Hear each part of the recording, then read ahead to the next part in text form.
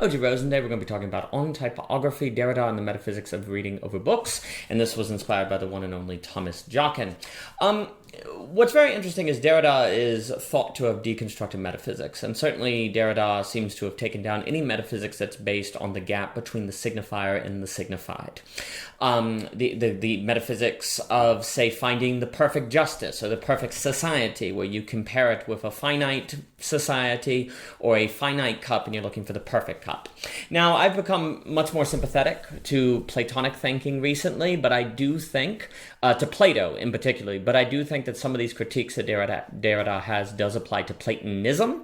I had a good friend once, Mr. Vincent Zimmer. He once said that it's okay to be Aristotle, not to be an Aristotelian. It's okay to be Plato, not a Platonist. It's okay to be a Heidegger, not a Heideggerian, and so on and so forth. And what he was getting at is the idea that usually the original thinker is very nuanced and brilliant, but the followers tend to miss some of that nuance, and you can get some problems.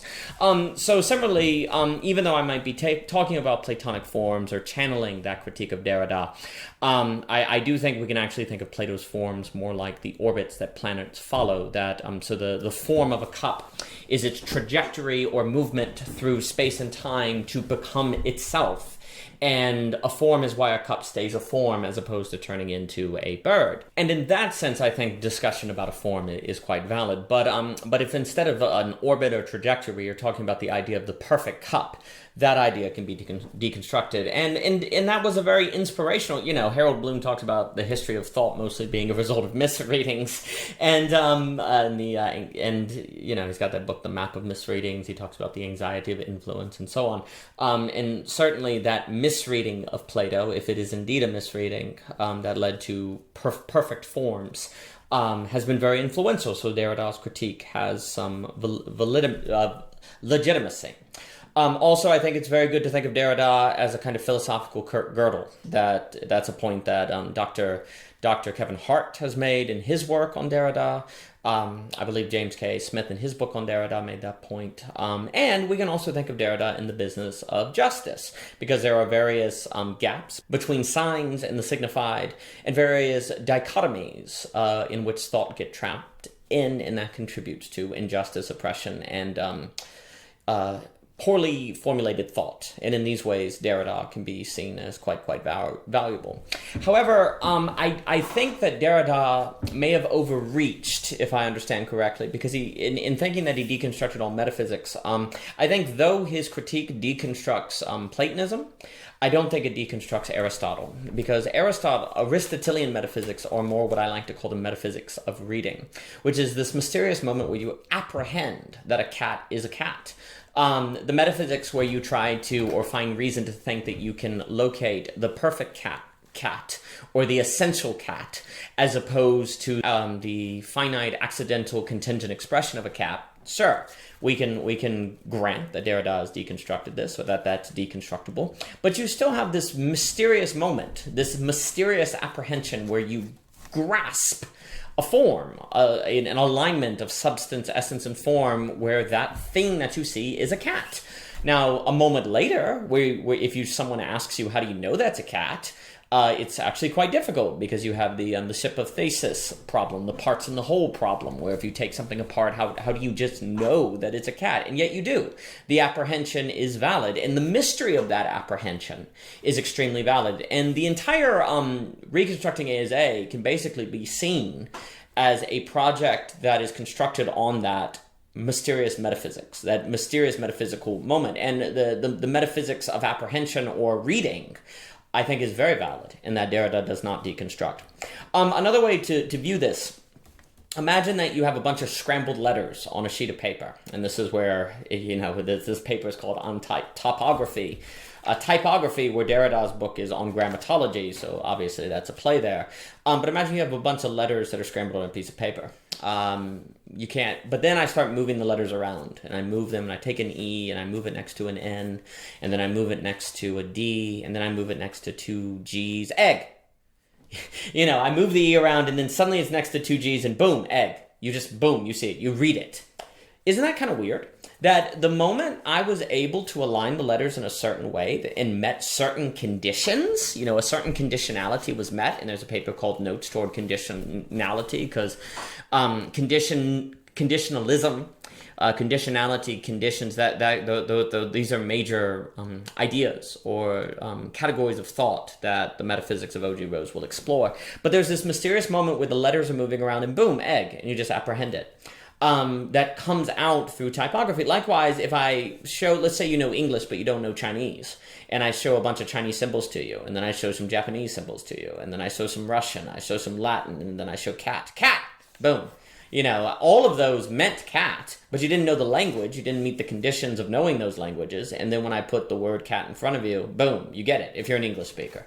You apprehend. Very mysterious, very strange. What is the nature of that apprehension? How does that apprehension occur? And very often you see the problem is we miss this mysterious moment because we tend to focus on words and ask questions about how we know the meaning of words. And so Derrida's whole critique is, the gap, this mysterious gap between the word cat and the phenomenon of cat. And then he has this whole deference and how words just defer to other words and you can never locate the essence. And so that's all fine. But you did locate the word cat. Even though the definition of cat differs, and that endless difference and difference that he talks about, you still have a mysterious apprehension that is a successful grasping when you rightly condition and align the letters in a certain order, you apprehend that.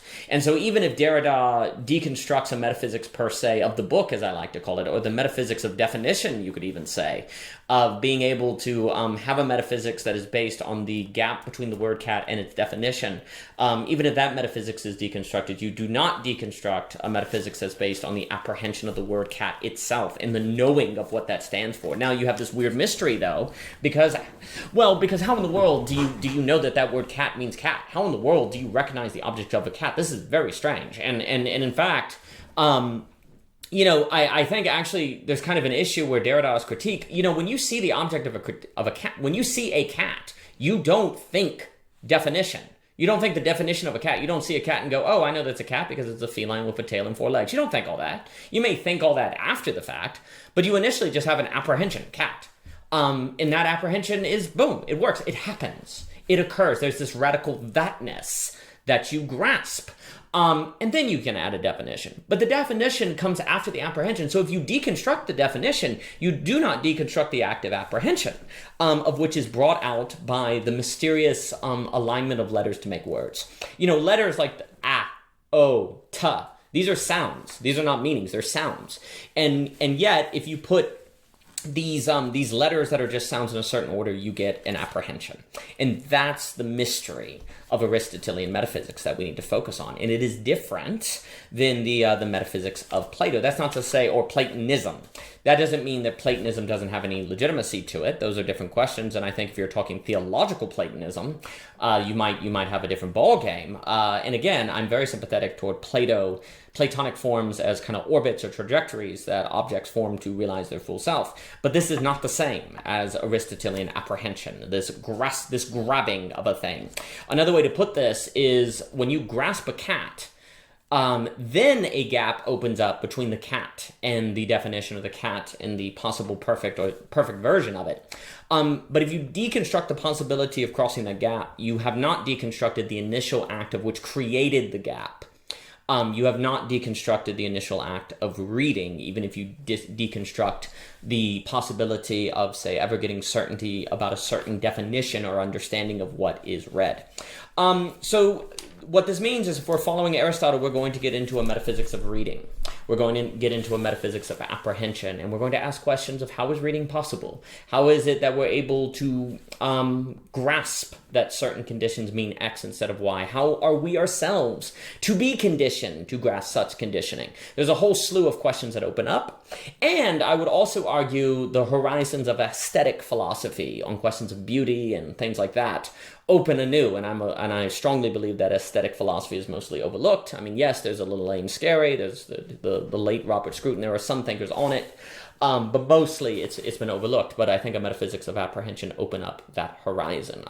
So anyway, reconstructing ANZ and a lot of the metaphysics of O.G. Rose is based on the metaphysics of reading, not the metaphysics of the book. And although I appreciate a lot of Derrida's work, especially his efforts to deconstruct dichotomies that capture thinking, for example, the dichotomy between rationality and irrationality, which capture our thinking delusion and make us never pay attention to non-rationality, which I talk about with John and Davoud on Benjamin Fontaine. I think that is very important work. However, there can be an overfitting, to use that term from computer science, where we take Derrida and get rid of all metaphysics, when really we should only get rid of metaphysics of the gaps, but not metaphysics of reading. For more by O.G. Rose, please visit ogrose.com, Twitter, YouTube, Anchor, Instagram, all of these different things. And thank you so much for your time.